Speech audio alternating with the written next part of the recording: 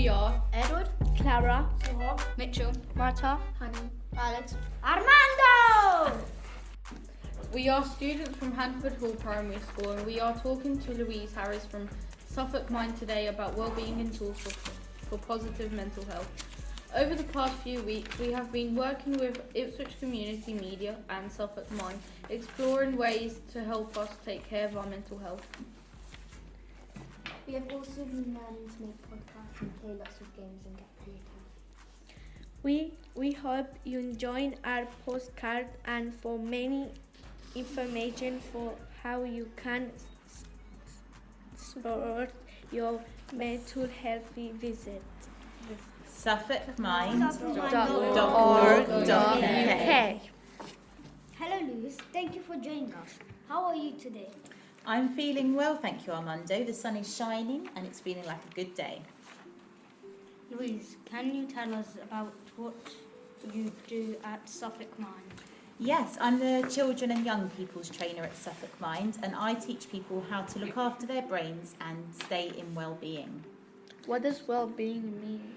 And well-being is when we're looking after our brains and we're meeting our emotional needs and we're feeling really good, and it's really important that we all do this to look after ourselves. What does it feel like to help people with mental health support? It feels amazing because it's something that we all need to do. We all have mental health because we all have a brain. So it's something we all need to do to look after our brains so that we can stay in well-being. So it's a really lovely thing to do. Can you tell us more about what it means to make sure our emotional needs are met?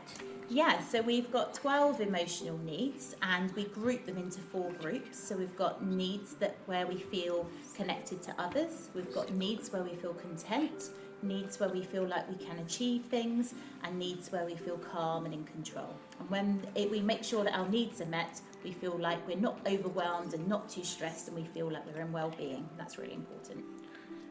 Why is it important that we look after our well-being and mental health? When we look after our well-being and mental health, we feel able to cope with challenges, so things that come up that can be quite tricky, and if we're feeling good and in well-being, we're able to cope with those challenges. So if we're not feeling so good, sometimes it can be a bit overwhelming and it can get a bit too much, so it's good that we stay in well-being. We will go to high school in September. What advice will you give 11 years old self?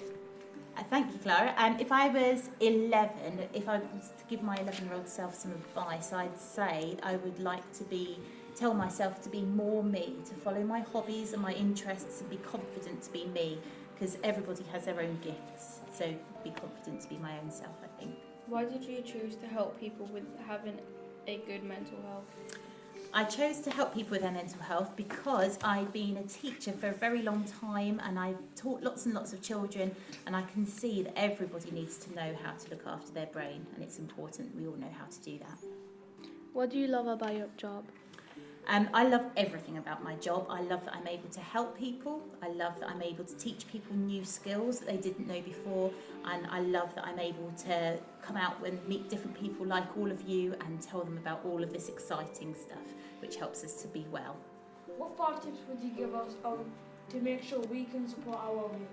So the first tip I'd give you is to make sure you're doing some really nice deep breaths. So we can practice that now. So we're going to take our deep breath in. Hold it in and then breathe out for longer. Well done. The next one is to make sure you're connected to other people. So make that effort to say, hello, how are you? No, I like your top, or make a good connection with other people. The next one is to give other people your full attention, and then in return you get attention. That's a really good thing. Another thing is to follow your own hobbies and your own interests and give yourself time to switch off away from screens, because I know screens are very tempting. And the last thing is to be confident in your own ability. Why does moving and getting exercise help us to be happy? So when we move and we get our heart rate going a little bit and our lungs going a little bit, it helps us to feel more happy because it burns off something called cortisol in our bodies. It makes us feel really cross and stressy, and it gives us something that's really good for us called endorphins, and that helps us to feel good. And at the same time, the oxygen flows around our bodies and it helps us to feel calm, and it could also help you to have a much better sleep because your body feels tired and ready for sleep, and then you wake up the next day feeling more refreshed. So it's always good to move. And it's about 3 times a week, just raising your heart rate and your lungs a bit more, but every day would be even better. Why does being creative help us to be happy? So being creative helps you to be happy because it lets you to have time to settle your thoughts. While you're drawing or being creative with things, it helps you to settle your thoughts so you're ready to cope with more challenges. So it's a really good thing to be creative, so it's lovely to be part of this creative club. Who is your hero?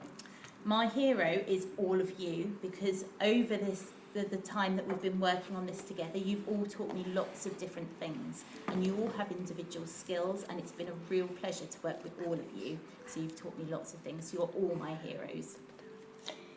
If you could have a superpower, what would it be?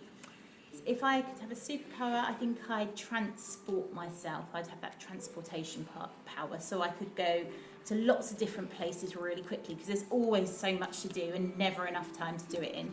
So I could be everywhere all at once. It'd be a really good power to have. What is your dream job? My dream job is actually the job I'm doing. So I love my job because it's got so many different things that I can do all within my job, and I'm able to teach people, and I'm able to get interaction from other people and connection, and it actually helps me to meet all of my emotional needs. So it's a really good job to have. We love that you have a dog. How is your dog, and does she need help? Does she help you to stay happy? She does. So my dog can be quite naughty sometimes, so we have to keep an eye out for her, but we love taking her on walks, and she likes lots of cuddles, and she helps us to have that connection. So she gets and helps us to get exercise too, so it's lovely to have a dog and to go out and about and be outside. Lastly, what should someone do if they are struggling with their well-being? So there's 2 things you can do. First thing to do is to take your breath in, like I said just now. Hold it in and then breathe it out for longer. Because when you do that, it helps your thinking brain to come back online. It almost tricks your brain into thinking, okay, I'm calm after all. And that helps you to think more clearly. And the second thing you can do is you can talk to someone. And there are lots and lots of different people you can talk to. You can talk to people that you trust in school, or you can talk to people at home. There's lots of different people. So that's 2 really important things to do. Thank you so much for talking with us today, Louise. We have learnt so much, and we all deserve to stay happy. Yeah, thanks, Louise. The good news is there are lots of things we could do to look after our well-being and mental health.